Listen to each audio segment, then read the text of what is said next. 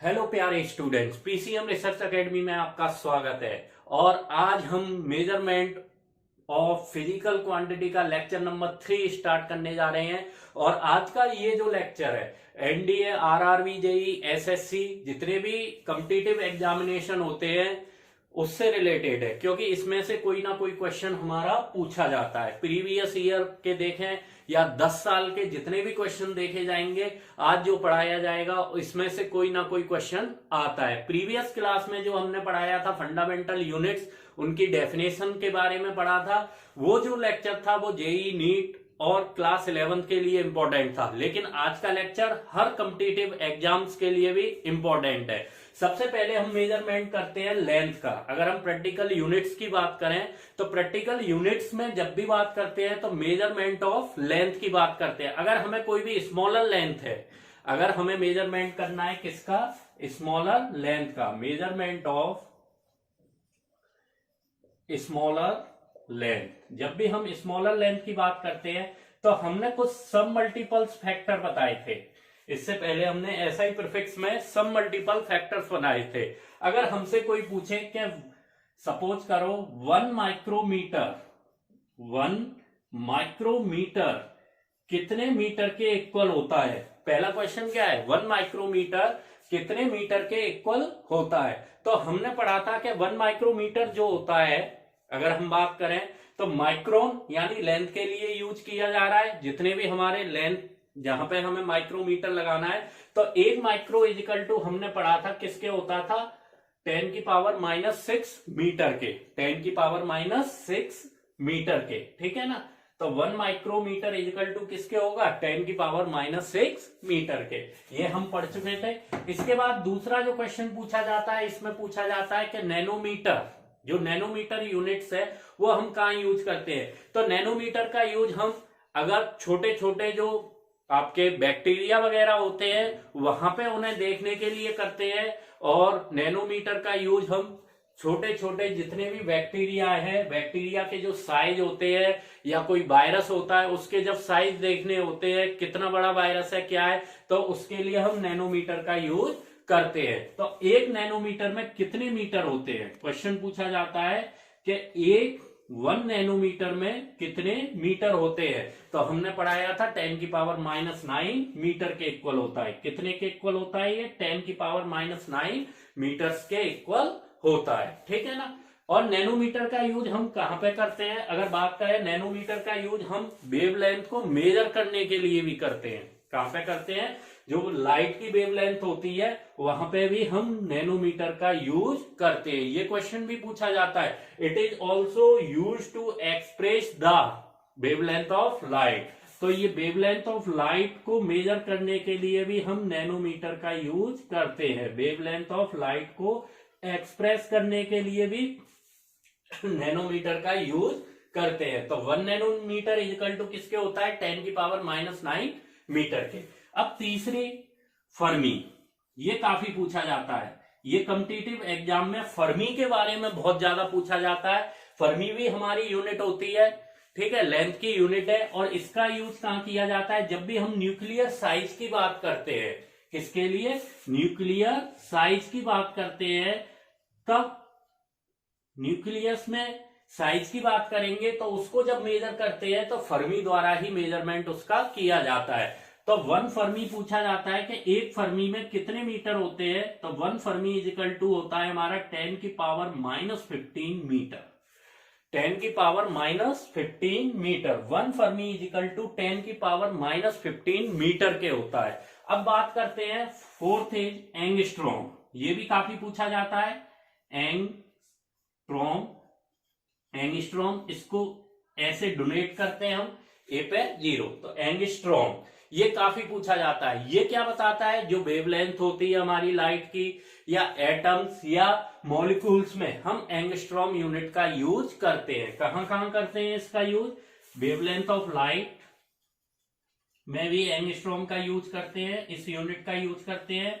Atoms और molecules में भी हम इस यूनिट्स का यूज करते हैं। अब क्वेश्चन पूछा जाता है 1 एंगस्ट्रॉम में कितने मीटर होते हैं, 1 एंगस्ट्रॉम में कितने मीटर होते हैं। जब भी हम बात करते हैं तो 1 एंगस्ट्रॉम इज इक्वल टू जो होता है वो 10 की पावर -10 मीटर के होता है। किसके होता है? 1 एंगस्ट्रॉम इज इक्वल टू 10 की पावर -10 मीटर। और इसको ये भी लिख सकते हैं कि 10 की पावर -4 माइक्रो के इक्वल भी होता है। किसके? माइक्रो, क्योंकि वह -6 था तो इसके इक्वल भी होता है। 10 की पावर -4 -6 तो -10 मीटर। ज्यादातर यही पूछा जाता है कि एक एंगस्ट्रॉम में कितने मीटर होते हैं, तो 10 की पावर -10 मीटर।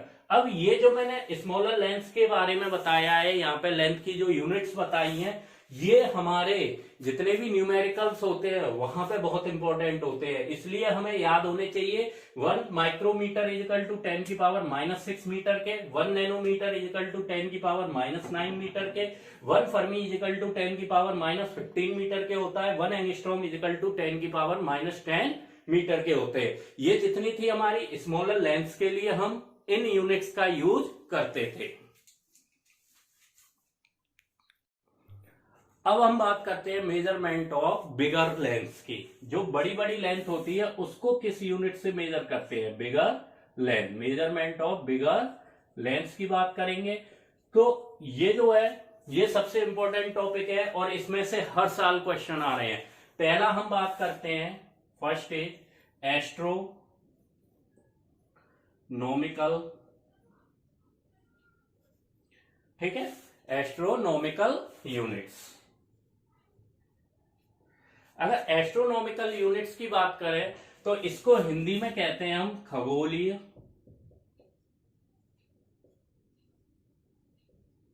ठीक है, क्या बोलते हैं? खगोलीय मात्रक। क्या कहेंगे इसको हिंदी में? खगोलीय मात्रक। अब इसकी बात करते हैं, ये होता क्या है? 1 AU बराबर जो होता है हमारा, अगर हम बात करें कि 1 AU, ठीक है ना, ये जो होता है ये 1.4, ठीक, कई बुकों में अलग अलग दिया हुआ है, 1.496 इंटू 10 की पावर 11 मीटर के होता है, यानी बहुत बड़ी यूनिट हो गई। ये कैसी यूनिट हो गई? हमारी बहुत बड़ी यूनिट हो गई। इज इक्वलेंट टू 1.5 इंटू 10 की पावर 11 मीटर भी लिख सकते हैं। इसको अप्रोक्सीमेट कितना लिख सकते हो? 1.5 इंटू 10 की पावर 11। अब ये होता क्या है? जब हम बात करते हैं कि मान के चलिए ये मेरे पास कोई सन है, ये क्या है? मेरे पास सन है, ठीक, सन तो होता ही होता है आप खुद जानते हो सन, और यहां पे जो अर्थ है, ठीक, ये सन है, ये अर्थ है। तो इनके जो मीन डिस्टेंस है, इन दोनों के बीच के सेंटर से जितनी भी मीन डिस्टेंस होती है उसको मेजर करने के लिए हम AU यूनिट की यूज करते हैं। किसका यूज करते हैं? AU यूनिट का यूज करते हैं। यानी इसके यहां सेंटर से और अर्थ के सेंटर से जो इसकी मीन डिस्टेंस होती है, यानी ये इन दोनों के बीच की जो डिस्टेंस होती है, ये 1 AU इक्वल टू कितना होता है? 1.496 इंटू 10 की पावर 11 मीटर होता है। पूछा भी जाता है 1 AU क्या होता है, इसे डिफाइन कैसे करते हैं? तो हम लिखते हैं mean distance of the earth, mean distance of the earth from the sun, ठीक है, mean distance of the earth, it is defined as the mean distance of the earth, ठीक है, mean distance of the earth from the sun, ठीक, from the सन। यानी जो mean distance है इन दोनों के बीच की, वही क्या कहलाती है? हमारी एस्ट्रोनॉमिकल यूनिट्स कहलाती है। क्या कहलाती है? एस्ट्रोनॉमिकल यूनिट्स कहलाती है। अगर यूपी बोर्ड वालों के लिए बोला जाए तो सूर्य के केंद्र से पृथ्वी के केंद्र के मध्य की जो दूरी, मध्य की जो औसत दूरी है 1, वो क्या मानी गई? 1 AU के इक्वल मानी गई। सूर्य और पृथ्वी के बीच की, मध्य के बीच के या केंद्र के बीच की जो औसत दूरी होती है उसको किसके इक्वल माना गया था? 1 AU के इक्वल माना गया था। तो यहां पे लिख सकते हैं सूर्य के केंद्र से, सूर्य के केंद्र से पृथ्वी के केंद्र के बीच की, पृथ्वी के केंद्र के मध्य औसत दूरी 1, औसत दूरी 1 AU के इक्वल मानी गई। ठीक है, तो बड़ी से बड़ी डिस्टेंस को मेजर करने के लिए या लेंथ को मेजर करने के लिए हमें किसकी जरूरत पड़ी थी? यहाँ पे ये प्रैक्टिकल यूनिट्स होती थी, बहुत बड़ी यूनिट थी। 1 AU इजिकल टू 1.496 इंटू 10 की power 11 metre is approximate 1.5 into 10 की पावर 11 मीटर के होता है। ठीक है, ये काफी पूछा जाता है ये क्वेश्चन, RRB NTPC में ये क्वेश्चन आ चुका है। एक लाइट ईयर का काफी पूछा जाता है। अब लाइट ईयर की बात करते हैं। Second is light year. Light year को हम हिंदी में कहते हैं प्रकाश वर्ष। क्या कहते हैं? प्रकाश वर्ष। अब ये लाइट ईयर क्या होता है? अगर कोई भी, ठीक है, मान के चलिए अगर कोई लाइट किसी भी वैक्यूम में एक ईयर में जितनी डिस्टेंस ट्रेवल करती है वो किसके इक्वल होती है? लाइट ईयर के इक्वल मानी गई। ठीक है ना? क्या कहा गया कि अगर किसी भी लाइट द्वारा वैक्यूम के अंदर 1 ईयर में जितनी डिस्टेंस ट्रेवल की जाती है वो ही उसकी क्या होती है? लाइट ईयर होती है। हम लिख सकते हैं कि speed of light into 1 year. अगर लाइट ईयर निकालना होता है, जब बात करते हैं 1 लाइट ईयर की, तो it is defined as the distance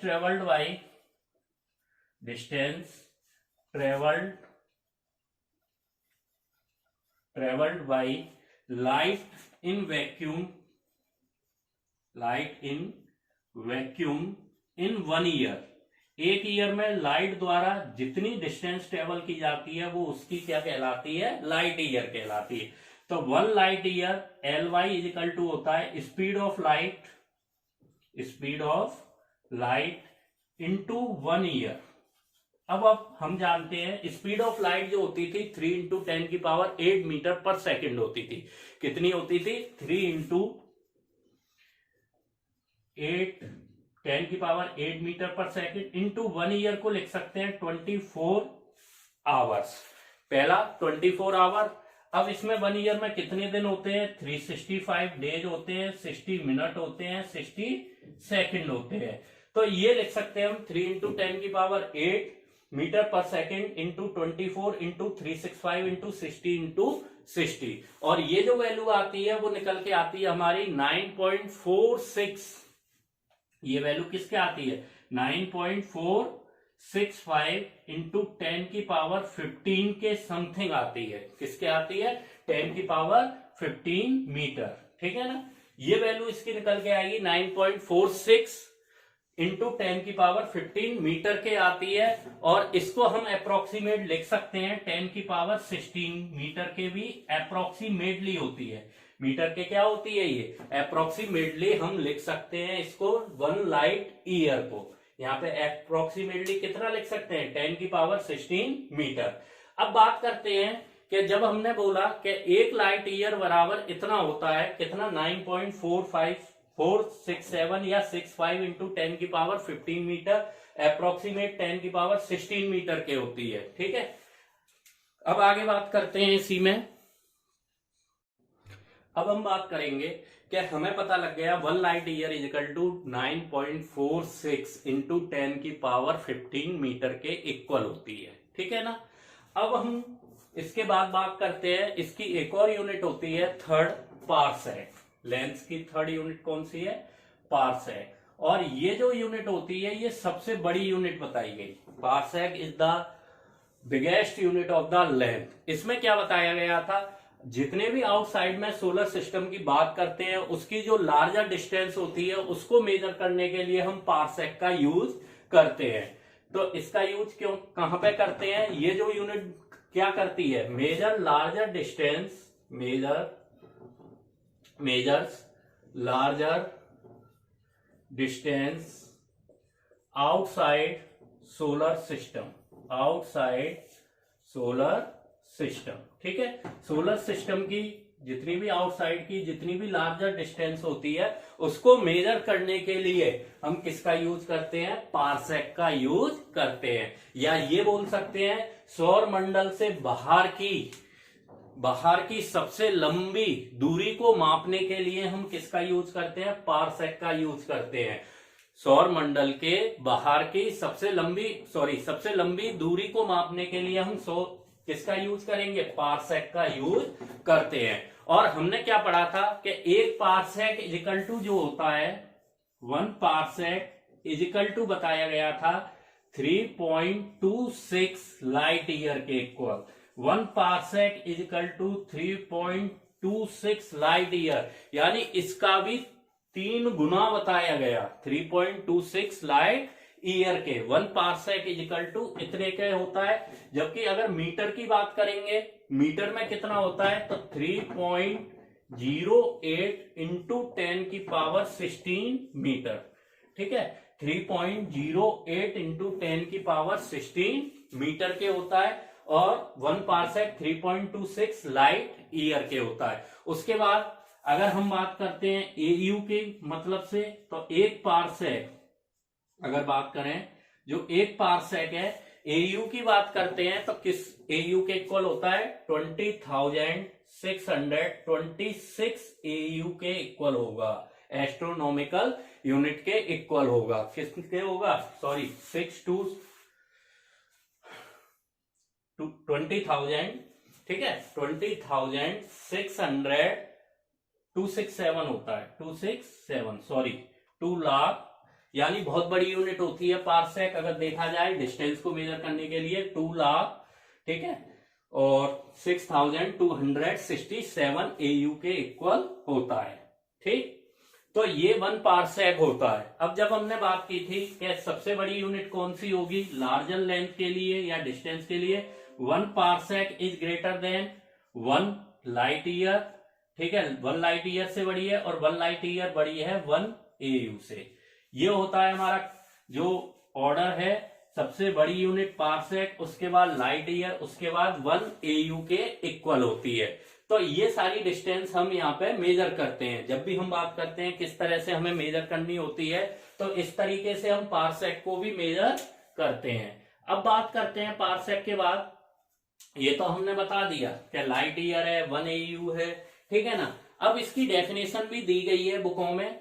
क्या दी गई है कि ये जो है सबसे लार्जेस्ट प्रैक्टिकल यूनिट होती है और इसका यूज जो है जितनी भी एस्ट्रोनॉमी होती है हमारी डिस्टेंस को मेजर करने के लिए यूज करते हैं। कहां पे, एस्ट्रोनॉमी, यानी सोलर सिस्टम के जितने भी लार्जर डिस्टेंस होते हैं आउटसाइड के, वहां पे हम इस पारसेक का यूज करते हैं। इसके अलावा इसकी जो डेफिनेशन दी गई थी वो क्या बताई गई थी, मान के चलिए कि अब हमने पढ़ा था कि मेरे पास एक ये पॉइंट है यहां से लेके, ठीक है, ये कोई अर्थ है, सपोज कीजिए ये क्या है, अर्थ है, और यहां पे क्या है मेरे पास, सन है। ठीक है, ये अर्थ है, ये सन है। तो अर्थ से सन तक की जो 1 एयू डिस्टेंस होती थी, ठीक, इस पे एक आर्क बनता था और एक एंगल बनता था, कितना, 1 सेकेंड के इक्वल। किसके इक्वल बनता था, एक आर्क सेकेंड बनता था, ये क्या होता था, 1। तो यहां से लेके यहां तक की जो डिस्टेंस थी वो कितनी मानी गई, 1 पारसेक के इक्वल मानी गई। जबकि ये किसके इक्वल थी, 1 एयू। और ये हमारा क्या है, एक तरह से सन है। ठीक है, ये क्या दे रखा है, हमें सन दे रखा है। तो जब भी इसको डिफाइन करते हैं तो it is defined as the distance which an arc of length 1 AU subtended an angle 1 second of arc। ठीक है, तो इसको लिख सकते हैं, it is defined the distance, ठीक है, the distance which are an arc, ठीक है, जो एंगल आर्क पे बनना था, आर्क ऑफ लेंथ, ठीक है ना, आर्क ऑफ लेंथ 1 AU। देखो यहां से देख सकते हो 1 AU कहां पे, सबटेंडेड है एन एंगल पे, ठीक है, subtended an angle, subtended at angle of 1 second of arc. ठीक है, तो ये डेफिनेशन बताई गई थी। और हिंदी में अगर बोला जाए तो एक पारसेक वह दूरी होती है जो हमारी खगोलीय मात्रक को मापने के लिए यूज करते हैं। ठीक, साथ में किसी भी एक बिंदु पे जब हम एक आर्क सेकंड को, अगर यहाँ पे कोण है, एक आर्क सेकंड का जो कोण है वो उसके बराबर होता है। तो यही हमारा क्या था, 1 पारसेक था। और 1 parsec is greater than 1 light year के, ग्रेटर देन 1 AU के होता था। जबकि एक पारसेक बराबर किसके होता था, 3.26 लाइट ईयर के। और एक पारसेक की जो वैल्यू होती थी 3.08 इंटू 10 की पावर 16 मीटर के इक्वल होती थी। इसके अलावा 1 parsec is equal to 2,06,267 AU के होता था। तो अब इसकी डेफिनेशन क्या बताई गई थी, it is defined as the distance which are an arc of length 1 AU subtended an angle of a 1 second of a arc. ठीक है, जब भी हम डिस्टेंस की बात करते हैं किसी की भी, तो the distance at which are an arc of length 1 AU subtended an angle of 1 second of a arc. ठीक है, कोई भी एक बिंदु था, इन दोनों के बीच की जो दूरी थी, यहाँ पे एक चाप लगा दिया गया जिसको हम आर्क कहते हैं, तो उस एंगल के सबटेंड के बराबर ये होता था। तो यही हमारा क्या था, 1 पारसेक के इक्वल था। अब हाँ, एक और क्वेश्चन पूछा जाता है सबसे ज्यादा, वो क्या पूछा जाता है जब भी हम क्वेश्चन की बात करते हैं, कि जो 1 लाइट ईयर है वो कितने AU के इक्वल होता है, 1 लाइट ईयर कितने AU के इक्वल होता है। जब भी बात करेंगे तो 6.3 इंटू 10 की पावर 4 AU के इक्वल होगा। 1 light year is equal to 6.3 into 10 की पावर 4 AU के यूज किया जाता है। तो ये थी हमारी measurement of bigger length, parsec, AU और लाइट ईयर। इसमें से एक ना एक क्वेश्चन जरूर आता है और हर साल आ रहा है कहीं ना कहीं, किसी ना किसी कॉम्पिटिटिव एग्जामिनेशन में। अब हम बात करते हैं यूनिट ऑफ लेंथ की। ठीक है, ये थी हमारी कुछ प्रैक्टिकल यूनिट्स थी जिनका हम यूज करते थे, और कुछ और प्रैक्टिकल यूनिट्स होती हैं जिनका यूज किया जाता है। तो सबसे पहले हम नॉर्मल जिंदगी में अपनी जो भी यूनिट है, डिस्टेंस को मेजर करने के लिए यूज करते हैं या लेंथ को मेजर करने के लिए यूज करते हैं। तो पहली पूछी जाती है कि अगर हमसे कोई पूछे 1 इंच में कितने सेंटीमीटर होते हैं, अगर हम बात करें 1 इंच में कितने सेंटीमीटर होते हैं, तो 2.54 सेंटीमीटर। 1 इंच में कितने सेंटीमीटर होते हैं, 2.54 सेंटीमीटर होते हैं। 1 यार्ड में कितने फुट होते हैं अगर पूछी जाए, तो 1 यार्ड में जो है 3 फुट के इक्वल होता है। 1 यार्ड जो होता है वो 3 फुट के इक्वल होता है। और 1 फुट में कितने इंच होते हैं, अब यहां से ये भी क्वेश्चन बन सकता है, 1 फुट में कितने इंच होते हैं, तो 12 इंच होते हैं। 1 फुट की बात करें तो 12 इंच होंगे। तो यहां से 3 फुट में कितने इंच हो जाएंगे, 36 इंच हो जाएंगे। 1 यार्ड इज इक्वल टू किसके हो जाएगा, 36 इंच के हो जाएगा। और कितने मीटर के हो सकता है, जब 1 इंच 2.54 के है तो इसका मल्टीप्लाई करके भी कर सकते हैं, तो 9.144 मीटर के ये आता है, क्योंकि ये सेंटीमीटर में है। 2.54 क्या है, सेंटीमीटर में हमें गिवन दे रखा है। ठीक है ना। अब बात करते हैं ये कितने मीटर के होगा, 1 फुट अगर 12 इंच के है तो ये कितने मीटर, 12 × 36, सिंपल सी बात है। और 2.5 है तो 30 के समथिंग होगा, तो 0.3048 मीटर के होता है। ये कितने के होता है, 0.03348 मीटर के होता है। 1 माइल में कितने यार्ड्स होते हैं, ये भी क्वेश्चन आता है। 1 माइल्स में कितने यार्ड होते हैं, तो 760 यार्ड्स होते हैं। 1 माइल्स में हमारे कितने यार्ड होते हैं, 1760 यार्ड्स होते हैं। अब एक क्वेश्चन आता है, एक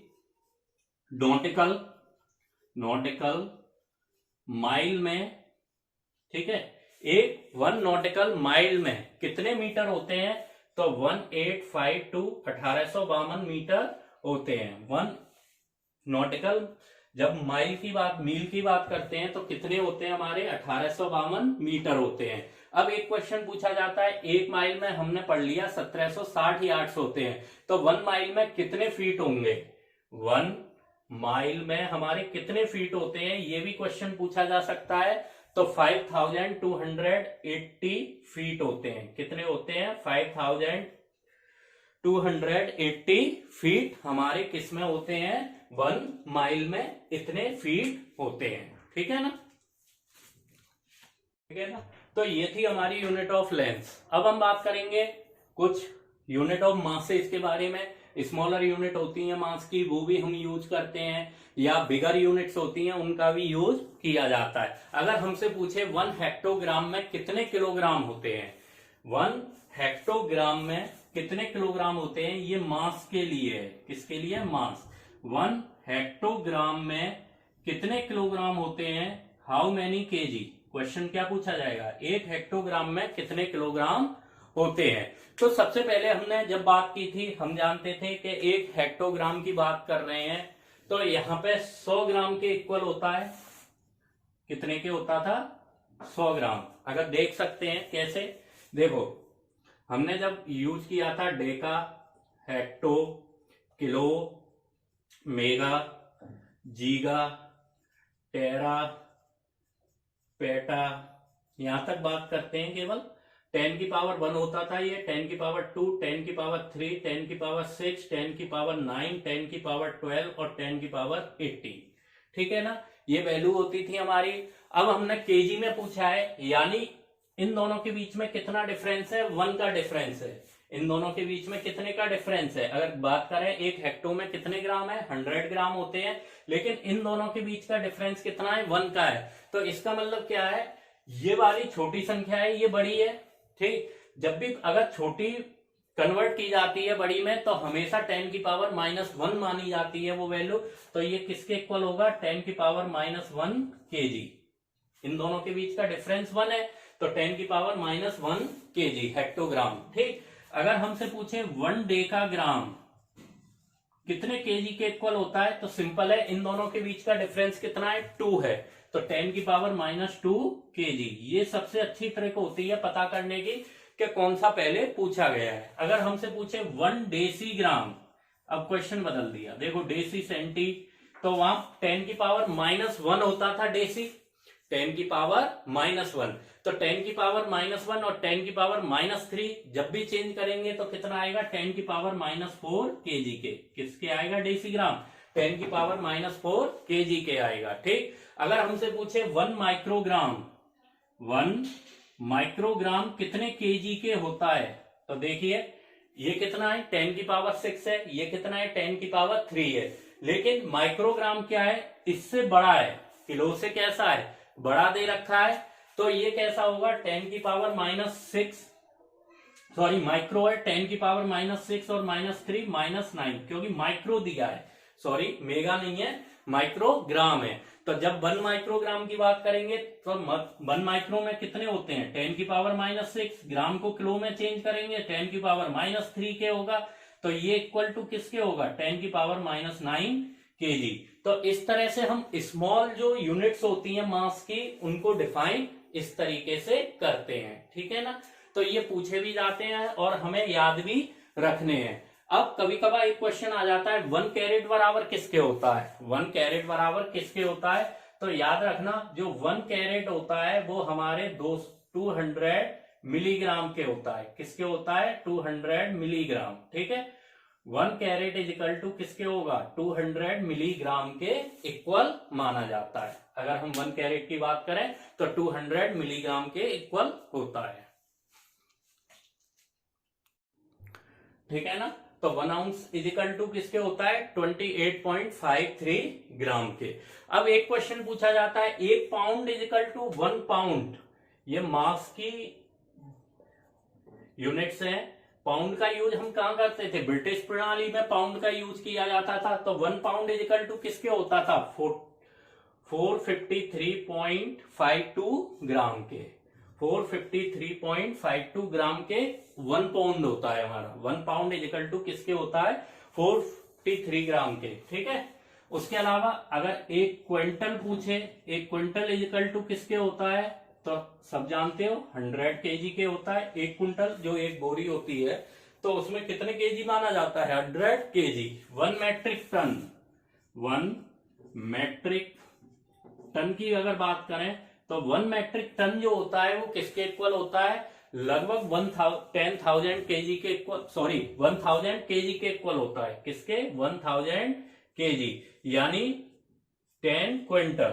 ठीक है, 10 कुंतल बराबर किसके होता है, 10 quintal equal to 1 metric ton होता है, और 1 मेट्रिक टन में कितने होते हैं, 1000 किलोग्राम होते हैं हमारे, 1000 केजी ग्राम होते हैं। अगर हमसे कोई पूछे 1 मेगा, ठीक है, अब क्या पूछ लिया, 1 मेगा ग्राम इजिकल टू किसके होता है, तो कितने का डिफरेंस है वहां पे देखो, 3 का, तो 10 की पावर 3, क्योंकि मेगा बड़ा है केजी से, इसलिए यहाँ पावर में प्लस का 3 आ रहा है।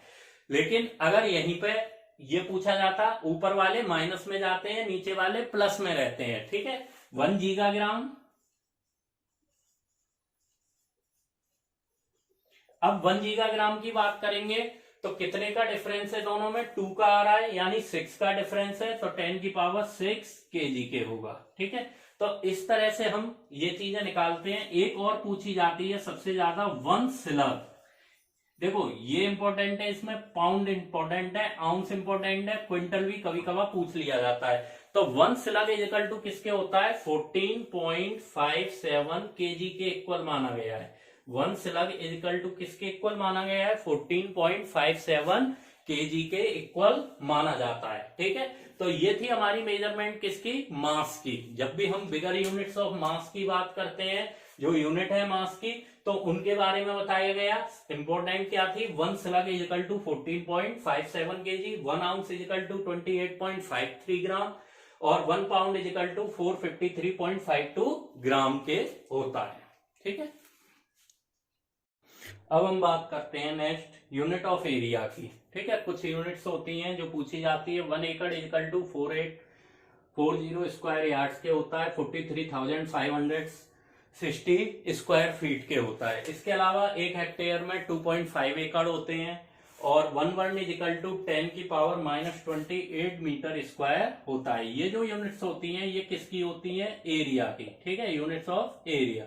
जब एरिया की यूनिट्स की बात करते हैं तो सबसे इंपॉर्टेंट इसमें पूछा जाता है 1 हेक्टेयर इज इक्वल टू 2.5 एकड़ के, और 1 वर्न इज इक्वल टू किसके होता है, 10 की पावर -28 मीटर स्क्वायर के होता है। अब बात करते हैं यूनिट्स ऑफ टाइम। जो टाइम के लिए यूनिट्स यूज की जाती हैं, सबसे स्मॉलर जो यूनिट्स होती हैं वो हमारी ये होती हैं। 1 मिली सेकेंड इज इक्वल टू 10 की पावर -3 सेकेंड के होता है, ये सभी जानते हो। 1 microsecond is equal to 10 की पावर -6 सेकेंड के होता है। 1 सेक इज इक्वल टू 10 की पावर -8 सेकेंड के होता है, ये सबके लिए इंपॉर्टेंट है। 1 सेक इज इक्वल टू 10 की power -8 second. 1 sec is equal to किसके होता है, 10 की पावर -8 सेकेंड के। 1 मिनट में 60 सेकेंड होते हैं, सब जानते हैं। 1 आवर में 60 मिनट्स होते हैं, और लिख सकते हैं 3600 सेकेंड्स भी होते हैं, ठीक। 1 ईयर में 365 डे होते हैं, और लगभग इतने सेकेंड्स होते हैं। एक डे में 24 आवर्स होते हैं, और 86,400 सेकेंड्स होते हैं। एक मीन सोलर डे में 24 आवर होते हैं, ये याद रखना है हमें। एक मीन सोलर डे में कितने आवर्स होते हैं, 24 आवर्स होते हैं, ठीक है। और 24 आवर्स का मतलब हो गया कितने सेकेंड्स होंगे, 86,400 सेकेंड्स होंगे, ठीक। 100 ईयर को सेंचुरी कहते हैं, और डिकेड को हम क्या कहते हैं, 10 ईयर्स के इक्वल मानते हैं। जो डिकेड होता है वो हमारा कितना होता है, 10 ईयर्स के इक्वल होता है। और मिलेनियम जो होता है वो 1000 ईयर होता है। मिलेनियम, जो मिलेनियम की बात करते हैं, मिलेनियम की, वो कितना होता है हमारा, 1000 ईयर्स के इक्वल होता है। ये भी हमारी किसकी यूनिट होती है, टाइम्स की यूनिट मानी गई है। ये सब किसकी यूनिट है, टाइम्स की। डिकेड 10 ईयर्स का, और मिलेनियम कितने का होता है, 1000 ईयर्स का होता है। इसमें से जो क्वेश्चन पूछे जा सकते हैं, 1 हेक्टेयर इज इक्वल टू 2.5 एकड़, 1 वर्न इज इक्वल टू 10 की पावर -28 मीटर स्क्वायर के, 1 सेक इज इक्वल टू 10 की पावर -8 सेकेंड के होता है, और 1 mean solar day is equal to 24 hours के होता है। अब बात करते हैं इसी में कि जब हम बात करेंगे, कुछ वॉल्यूम के लिए यूनिट बताई गई, कुछ ऐसी यूनिट थी जो पूछी जाती हैं क्वेश्चंस में ज्यादातर, और उनका यूज किया जाता है, ठीक है ना।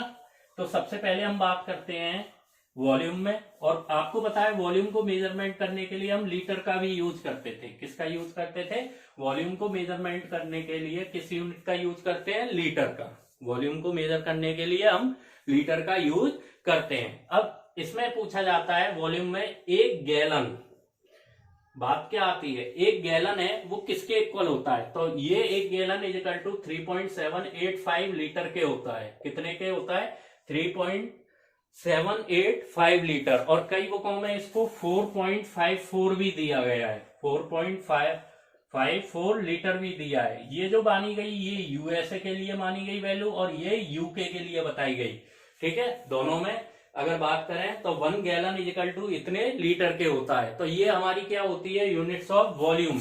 ये किसके लिए है, यूनिट्स ऑफ वॉल्यूम की बात करते हैं तो ये पूछी जाती है कि 1 गैलन इजिकल टू किसके होता है। जब भी पूछी जाएगी तो 1 गैलन इजिकल टू किसके होता है, ये क्वेश्चन पूछा जाता है। ठीक है ना। अब नेक्स्ट बात करते हैं यूनिट ऑफ प्रेशर। एक पास्कल बराबर, अगर हम बात करें यूनिट ऑफ प्रेशर की, तो इसमें एक प्रेशर की यूनिट जो बताई थी वो पास्कल ने, वॉर्ड ने, कई लोग थे जिनके नाम पे प्रेशर की यूनिट बताई गई है। एक पास्कल इजिकल टू क्या होता है, जब बात करते हैं 1 पास्कल इजिकल टू 1 न्यूटन पर मीटर स्क्वायर के होता है, 1 न्यूटन पर मीटर स्क्वायर के होता है। एक वार इजिकल टू जो होता है 1 एटमॉस्फेरिक प्रेशर के होता है। 1 वार इजिकल टू किसके होता है, 1 ATM के होता है। एटमॉस्फेरिक प्रेशर बोलते हैं इसको, क्या बोलते हैं, एटमॉस्फेरिक प्रेशर। और जब इसे पास्कल में लेते हैं तो 1.01 इंटू 10 की पावर 5 पास्कल के इक्वल होता है एक बार। किसके इक्वल होता है, 1.01 इंटू 10 की पावर 5 पास्कल के इक्वल होता है। ठीक, इसके अलावा इसको हम 1 मिमी Hg के इक्वल भी ले सकते हैं, पारे की जो वैल्यू आती है उसके इक्वल भी ले सकते हैं। जब इसे 1 मिमी Hg के तो 133.3 पास्कल के इक्वल मानी गई। यही वैल्यू किसके इक्वल मानी गई, 1 मिमी Hg इक्वल टू 133.3 पास्कल के। एक और होती है इसकी यूनिट 1 टॉर।